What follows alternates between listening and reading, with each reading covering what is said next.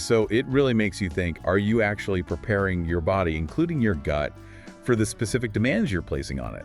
Or just hoping for the best? Are you conditioning the system? Now, the science isn't totally settled here. It mentions a couple of studies, one from 2013 suggesting maybe 78 grams per hour was optimal. Another from 2018 pointed towards maybe 90 grams. So significantly less than what Roche is doing. Way less. His strategy is kind of flying in the face of those specific findings, or at least pushing well beyond them. Which is a key point, right? He's operating outside the established norms based on his own N of 1 experiment and what works for him. Exactly. Science gives guidelines, but individual response can vary. He's basically a walking, running, high-carb experiment at the elite level. Makes you wonder, what best practices in your own field might be worth questioning or testing yourself? So the takeaway isn't necessarily go chug 150 grams of carbs an hour right now. That's probably not advisable without building up to it. Right. But it's more about critically looking at your own fueling. Is it really meeting your demands? And could you potentially push those limits carefully with observation? Okay, so that's the fuel. What about the engine building, the actual training structure? Right, the weekly grind. It's, again, a bit different. A few long runs, but maybe moderate length, like 15, 16 miles. Sometimes with little bursts of intensity thrown in, like hill sprints or steep treadmill work. And the bike. A big component. 1 or 2 significant bike rides a week. He uses Zwift a lot, apparently. Tackling virtual climbs like the Alpe du Zwift.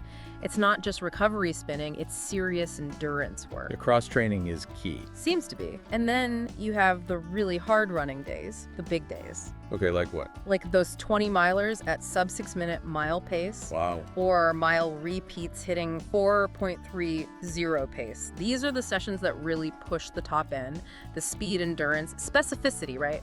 Training at or faster than race pace. Definitely. But what's interesting, and the article points this out, is his overall running mileage isn't actually that astronomical for an elite ultra runner. What was the range? 55 to 80 miles a week? Something like that, which is a lot, obviously, but you hear about other top guys consistently doing 100+ miles, sometimes way more. So the bike must be filling a big cardiovascular gap, maybe reducing some of the pounding stress. That seems to be the logic. Optimizing training isn't always just more running, it's finding the right mix. Okay, so we've covered the why, the fueling, the training structure. But there's another piece, isn't there? The mental side. Ah, yes.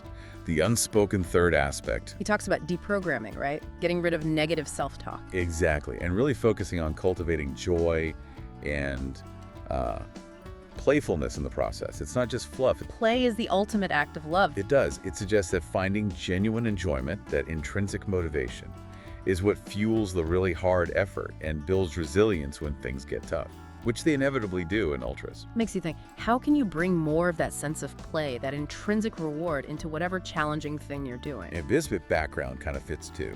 He played football, but then moved to trail running, which felt more him, more authentic. That joy seems like a real constant. It's not something he just tacked on recently. And speaking of constants and support, we absolutely have to talk about his wife, Megan. She's not just on the sidelines. She's a partner, a coach, his crew chief, deeply involved. David calls her the toughest person in the world. Yeah, and describes their relationship as love mixed with being a tough motherfucker. Laughs? Laughs. It paints a picture, doesn't it, of shared intensity and commitment. It really shows the power of having that right support system. Totally. Who are those people in your life who give you both the support and that tough challenge when you need it?